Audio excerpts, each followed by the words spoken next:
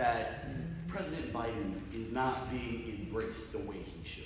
There you go. Give this man credit for what he does for working people.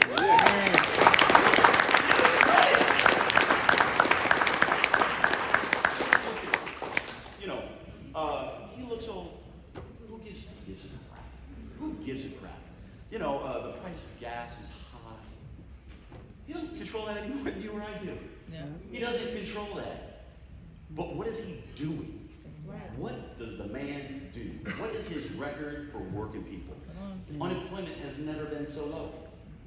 I mean, what? We don't talk about that? We forgot that that's important? Come on.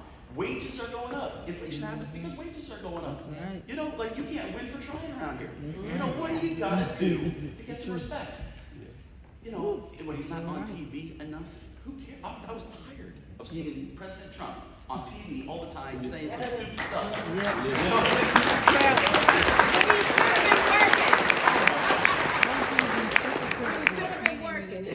So push back. Push back. I mean, this guy's respecting working people. We talked about the infrastructure bill signing, and boy, I was at that too. That was a cold day. Oh, boy.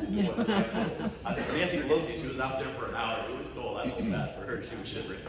I wish I could have gone up and hugged her. Anyway, but it was a special day, and they did it outside because they wanted to bring everybody on. They wanted to have that place was packed with people.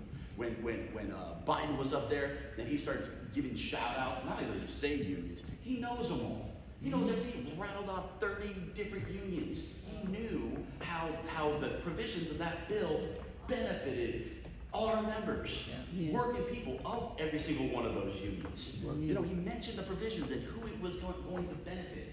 Man, this is the best president who worked with people that we have ever had in this country.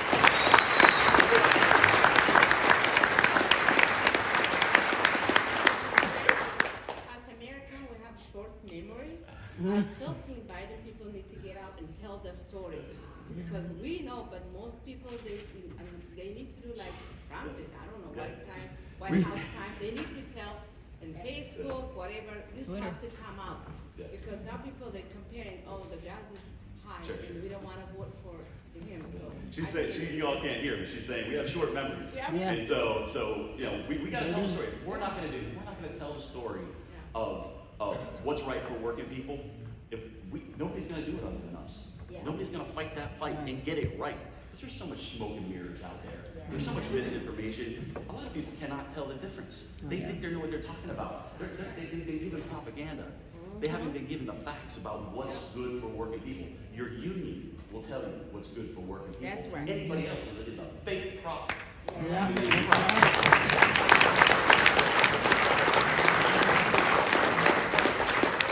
One other thing I'll say about this administration, we were talking about Marty Walsh, who's the Secretary of Labor.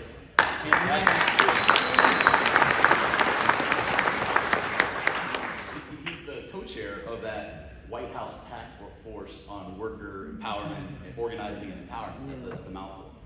But what an amazing thing that is.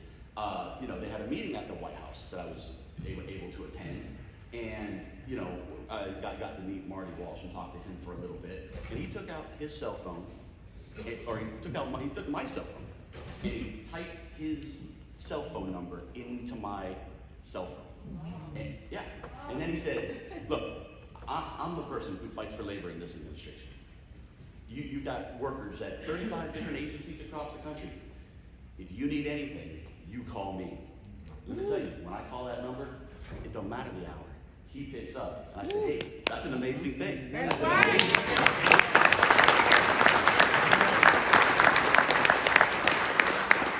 That's what we got in this administration, people that respect working people and are helping us get things done. We talked about executive orders that got repealed. President, on the first actions that the president took was repealing the executive orders that gutted collective bargaining in the federal sector. That President Trump inside, first thing Biden did is come and correct that. Gave us back our old collective bargaining agreements. In a lot of ways, not every single one of them, but they had gutted our collective bargaining agreements, forced us to accept these awful new CBAs that just, made things impossible. But when Biden comes in, he said, go back, and most federal agents said, we're going to give you your own collective bargaining agreement. We'll go from there, but we're not going to make you live under this garbage. That's right.